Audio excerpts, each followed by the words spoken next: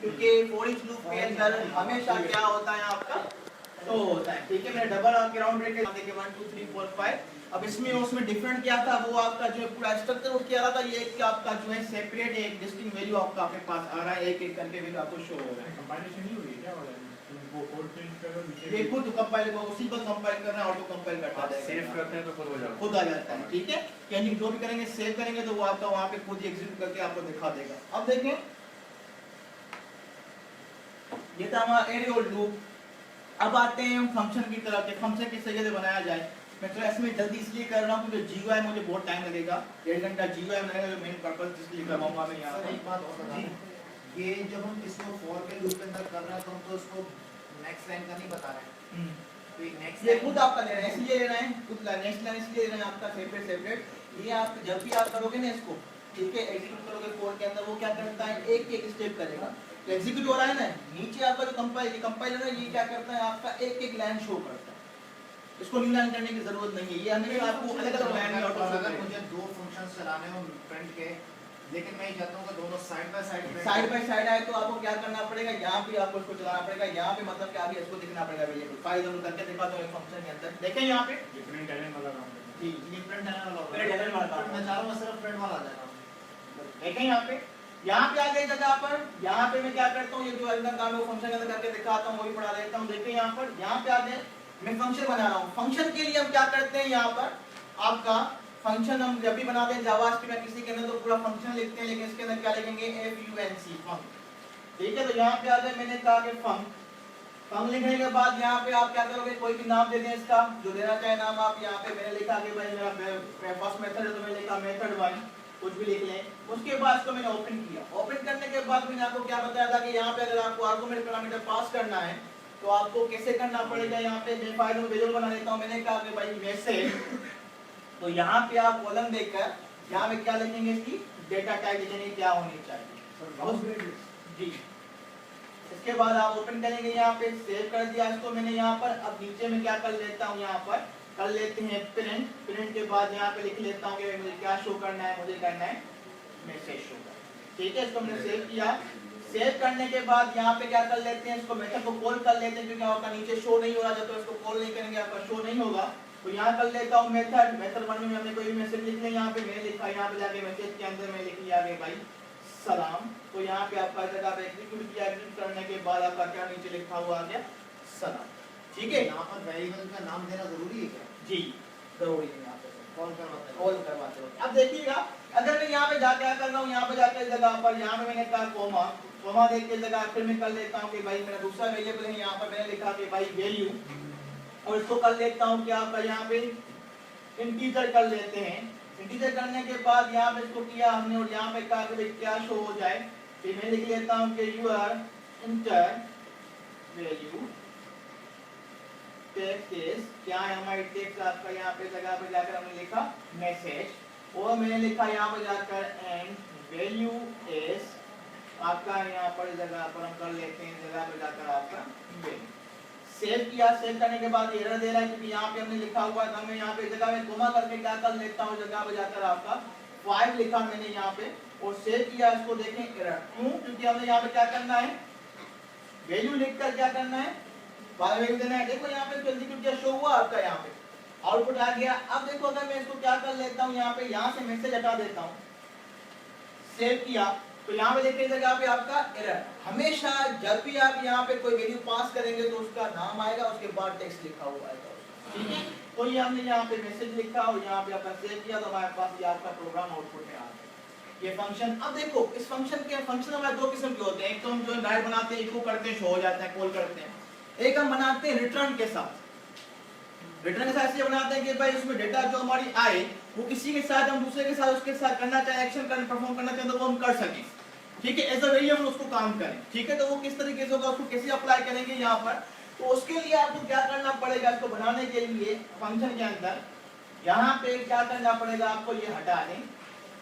हटाने के बाद देखिए मैं अगर लिख रहा हूँ यहाँ पे रिटर्न, रिटर्न की बात लिखा और मैंने कहा रिटर्न के अंदर के भाई माय टेक्स्ट इज, और मैंने इसको दिया और यहाँ पे लिखा मैंने मैसेज, और यहाँ पे लिखा एंड वैल्यू इज, और यहाँ पे फिर से मैंने एक वेरिएबल बनाया और यहाँ लिखा वैल्यू।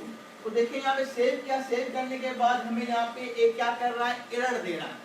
एरर में क्या दे रहा है, एरर में हमें ये बोल रहा है कि भाई आपका जो है यहाँ पे कंडीशन जो है यहाँ पे घर रिटर्न इस्तेमाल की है तो ये सपोर्ट नहीं कर रहा। क्यों? क्योंकि फंक्शन हमने ऊपर बनाया है, इसको कोई हमने डेटा टाइप नहीं दी फंक्शन। जब भी हम ये वाइड कॉल हो रहा है आपका, तो वाइड डेटा टाइप हमेशा जो है क्या करता है, इक्वल करके देता है आपको। तो इसको कैसे करेंगे, कैसे डेटा टाइप देंगे? डेटा टाइप देने के लिए हमें यहाँ पे जाना पड़ेगा ऊपर और यहाँ पे कर्ली ब्रैकेट स्टार्ट होने से पहले यहाँ पर आपको ओपन करके देना पड़ेगा कि क्या आपको रिटर्न करना है। तो मैंने कहा कि भाई मुझे स्ट्रिंग रिटर्न करना है, सेव किया इस जगह पे जाकर। सेव करने के बाद आपको देखो यहाँ पे एरर कोई भी नहीं दे रहा, लेकिन आउटपुट भी नहीं दे रहा।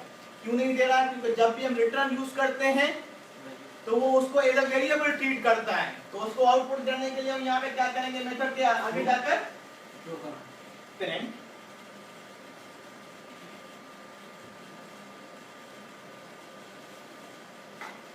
प्रिंट कर दिया, सेव किया इस जगह पे जाकर। तो हमारे पास इस जगह पे जाकर आपका माय टेक टेस्ट बनाना, ठीक है। तो ये आपका शो हो गया इस जगह पे जाकर। जी सर, ये जो आपने फंक्शन डिक्लेयर किया है इसमें आपने वैल्यूज दी हैं, एक मैसेज और वैल्यू।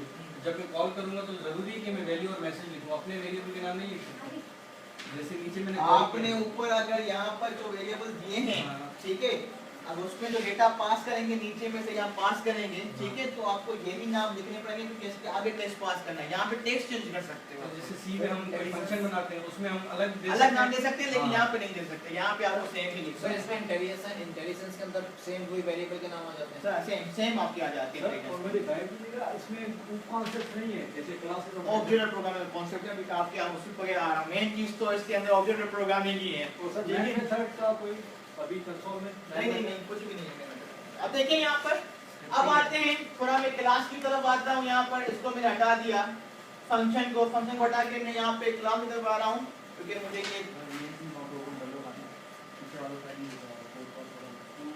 यहाँ तक ही बाकी जिसमें यहाँ देखें यहाँ देखें पीछे वाले बीएनसी ओपन है, कनेक्ट कर लेना। बीएनसी ओपन है, जिसको कनेक्ट से कनेक्ट करना है, कनेक्ट करना है। ये है लेफ्ट ही नहीं लेफ्ट ही है यहाँ से आएगा इसकी है। अभी सब शुरू होना पड़ेगा। अभी यूजर नेम पासवर्ड में लगा के देखता हूँ क्योंकि वो मेरा चेंज है यहाँ। पटेल आपको कैसे को बुलाना पड़ेगा क्योंकि अभी आज ये जीयूआई के अंदर सर बीएनसी ओपन करके देखें ना, बीएनसी के अंदर लिखा हुआ क्या है, लिखी हुई चाहिए आईपी होगी है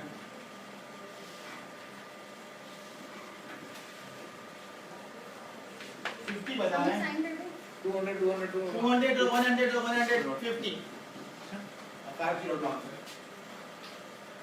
कंटिन्यू करो। इनको पासवर्ड लगा के दो मेरा सब कुछ बता दो सबको। नहीं बता दो समझी कितने रंग का दस्तावेज सर वैसे ही यहाँ पे भी होगा आ जाओ जरा इसको कनेक्ट करवा इसको कनेक्ट करवा ये कनेक्टेड है ना, ये इसके साथ कनेक्टेड है वो साथ में इसको वो करवा नहीं बताना नहीं सर्वर मेरे पास। अब थोड़ा क्लास की तरफ देख लें तो क्लास के बाद जो है हम जीयूआई की तरफ आ जाते हैं। बताइए इसको लॉगिन करिए। ठीक है, देखिए यहाँ पे तो क्लास कैसे बनाते हैं। यहाँ पर तो मैं लिखूंगा खाली यहाँ पे क्लास बनाने के लिए यहाँ पे आपका क्लास लिखने के बाद क्लास का कोई भी आप नाम लिख लें, आपकी मर्जी। मैंने क्लास ए लिख लिया और इसको मैंने बंद कर दिया। यहाँ पे सेम ही प्रोसेस है जिस तरीके से आप जो है यहाँ लैंग्वेज के अंदर करते हो वैसे ही है। यहाँ पे भी फंक्शन बनाया, फंक्शन के अंदर मैंने कहा कि फंक्शन कोई नाम लिख लिया। यहाँ पर मैंने कहा कि भाई मेथड है मेरा ये।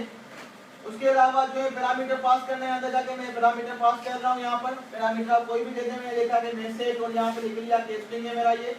उसके बाद कह रहे हैं कि रिटर्न टाइप चाहिए इसकी, तो मैंने कहा रिटर्न टाइप नहीं चाहिए मुझे, तो मैंने हटा दिया यहाँ पर। और मैंने यहाँ पे कहा कि भाई मुझे आउटपुट में क्या चाहिए, प्रिंट लिखा हुआ आ जाए कि भाई क्या लिखा हुआ आ जाए, वेलकम। और ये सेव किया। सेव करने के बाद सेव किया, यहाँ पे इसको कॉल करना है नीचे किस तरीके से आउटपुट में दिखाएं हम इसको। तो देखिए यहाँ पे क्लास को हमेशा जो है आपको पता है कि ऑब्जेक्ट बना के कॉल किया जाता है। तो इस वजह से मैं इसका ऑब्जेक्ट बना रहा हूँ। ऑब्जेक्ट किस तरीके से बनेगा, मैंने कहा कि भाई वेरिएबल बनाया कोई भी और यहाँ पे कोई भी नाम लिखे वेरिएबल का इज इक्वल टू।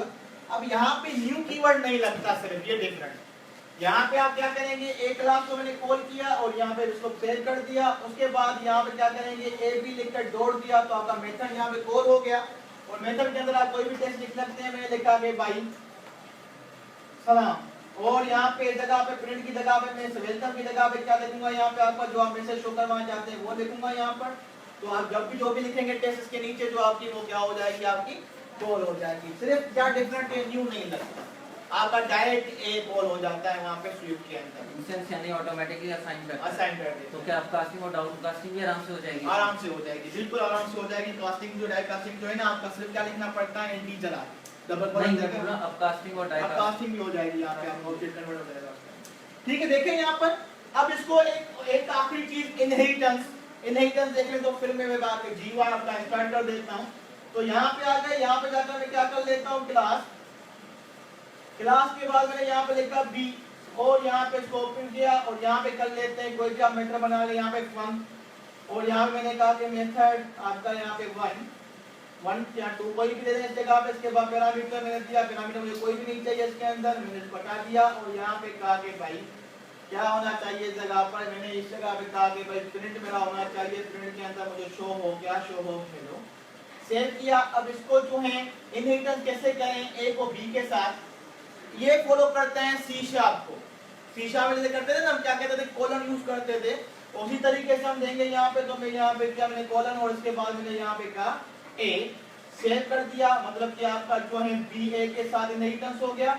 और मैं यहाँ पे ए की जगह पे बी को कॉल कर लेता हूँ और यहाँ पे कर लेते हैं कि भाई आपका ए बी डॉट, तो यहाँ पे आपका मेथड 2 और मेथड आपका दोनों दिख रहे हैं, जो आपकी क्लास ए और क्लास बी दोनों में आपके मेथड्स बने हुए हैं, मतलब इनहेरिटेंस आपका हो इनकैप्सुलेशन वही है, पब्लिक प्राइवेट वही प्रोटेक्टेड। अगर यहाँ पे कुछ नहीं है तो इसका मतलब ये बाय डिफॉल्ट प्रोटेक्टेड है। प्रोटेक्टेड है। अच्छा सर, एक बात ये कि अगर ये जो मेथड 2 है, हाँ। अगर मैं ये चाहूँ कि इसके अंदर ही मेथड क्लास ए का जो मेथड है उसको मैंने कॉल करवाना है, तो सिर्फ खाली क्या लिखेंगे, मेथड, सिर्फ ऊपर वाला जो मेथड का वो मेथड लिखेंगे खाली यहाँ पर, क्योंकि इनहेरिटेंस किया हुआ है सारी चीजें इसके अंदर आपकी जो है ओवरराइडिंग कॉन्सेप्ट जो है वो सब सेम ही है, सी शार्प की तरह, बिल्कुल सी शार्प। ठीक है, ओवरराइडिंग में करूंगा जीयूआई के अंदर तो वहां समझ में आ जाएगी, क्योंकि टाइम यहाँ पे नहीं मिल पाता ना। देखिए अब यहाँ पर तो मैं बिस्मिल्लाह करूं, अगर आपकी इजाजत हो तो जीयूआई की तरफ हम थोड़ा कदम बढ़ाएं अपना जी, आ जाए। देखिए यहाँ पे तो इसको मैं कर लेता हूँ आपका अल्लाह हाफिज।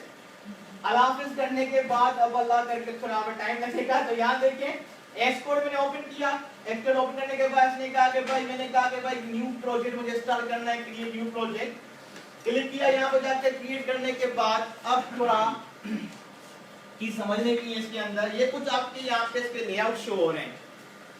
लेआउट से बड़ा क्या है यहाँ पे जगह पर कि भाई जैसे हमारे पास बहुत सारे मतलब के जो है क्या होते हैं, लेआउट्स होते हैं, ग्रिड लेआउट हो गया, टेब लेआउट हो गया, ठीक है, जैसे हम विंडोज स्टूडेंट में पढ़ाते हैं, किसी भी लैंग्वेज में उसके लेआउट्स बने हुए होते हैं, उनको फॉलो करते हैं। तो मैं यहाँ पे बिल्कुल बेसिक लेआउट चूज करता हूँ, जिसका नाम है सिंगल व्यू एप्लीकेशन, जो आपका ब्लैंक है, ठीक है। तो इसको फॉलो कर लेते हैं। यहाँ पर इसमें गेम का भी है आपका लेआउट, गेम भी बना सकते हैं जगह पर। तो यहाँ पे देखिए मैंने इसको किया फॉलो, और मैंने ऊपर याद करके ये कीजिएगा iOS को चूज कीजिएगा, क्योंकि ये iOS के लिए बना रहा हूँ। तो यहाँ पे जाकर हम क्या करेंगे, इसको नेक्स्ट किया, नेक्स्ट करने के बाद ये आपसे नाम मांगेगा प्रोजेक्ट का, तो मैं कर लेता हूँ कि भाई माय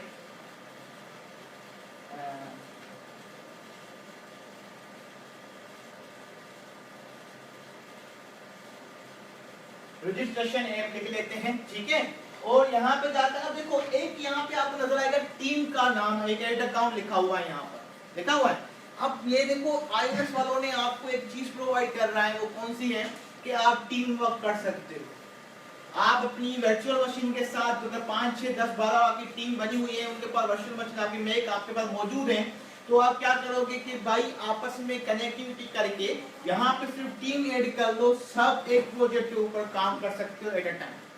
सर ये तो टीम फाउंडेशन के अंदर भी है ना जी, माइक्रोसॉफ्ट टीम टीम फॉर्मेशन के अंदर भी है, लेकिन यहाँ पे जो आपका ये कॉन्सेप्ट है इसका, और ये रिलायबल इतना है कि अगर आप उस पे ऊपर काम कर रहे हैं बंदा, जिन्होंने खुद ट्राई करके देखा, एक बंदा किसी प्रोजेक्ट पे काम कर रहा है फाइल के ऊपर, तो दूसरी फाइल ऊपर बंदा दूसरा खोल के बैठा हुआ है, तो सेम टाइम पे जो है ना प्रोसेस होगा, मतलब कि कोई आपकी जो है वहाँ पे जो है क्या होगा आपका कोड है। हाँ, देखेंगे यहाँ पे वर्जन कंट्रोलिंग सिस्टम हाँ इस तरीके। देखिए अब यहाँ पर अब इसके बाद आते हैं कि भाई ऑर्गेनाइजर का नाम क्या है, वो लिखा। इसके बाद जो है एक चीज जो है बहुत इंपॉर्टेंट है, आइडेंटिफायर। या ऑर्गेनाइजेशन आइडेंटिफायर है, उससे क्या होगा कि जब आप iOS को अपलोड करोगे, ठीक है, उसके प्ले स्टोर की तरफ, तो आपका जो है आइडेंटिफायर आपसे पूछेगा, वहां पे ये आप मतलब कि लाजमी देंगे, तो इसको जरूर लिखिएगा। वो आप हमेशा स्टार्ट करेंगे, कौन से स्टार्ट कीजिएगा, उसके बाद आपकी कंपनी का नाम, उसके बाद वो खुद ही आपका नाम उठा लेगा नीचे एप्लीकेशन का एप्लीकेशन। उसके बाद यहाँ पे लैंग्वेज की तरफ आ गए। यहाँ पे लैंग्वेज जो है आपकी एक है आपकी ऑब्जेक्टिव सी और स्विफ्ट, हम स्विफ्ट पे काम करेंगे यहाँ पे। इसके अलावा यहाँ पे आपका यूनिवर्सल आईफोन आईपैड, किसके लिए काम कर रहे हो, तो यूनिवर्सल सेलेक्ट करोगे तो यूनिवर्सल के लिए हो जाएगा। आईफोन पे काम करोगे आईफोन, तो मैं सिंपल आईफोन चूज कर लेता हूँ। नीचे 3 चीजें हैं आपकी, use core data. Use core data जो है एक डेटाबेस फ्रेमवर्क है,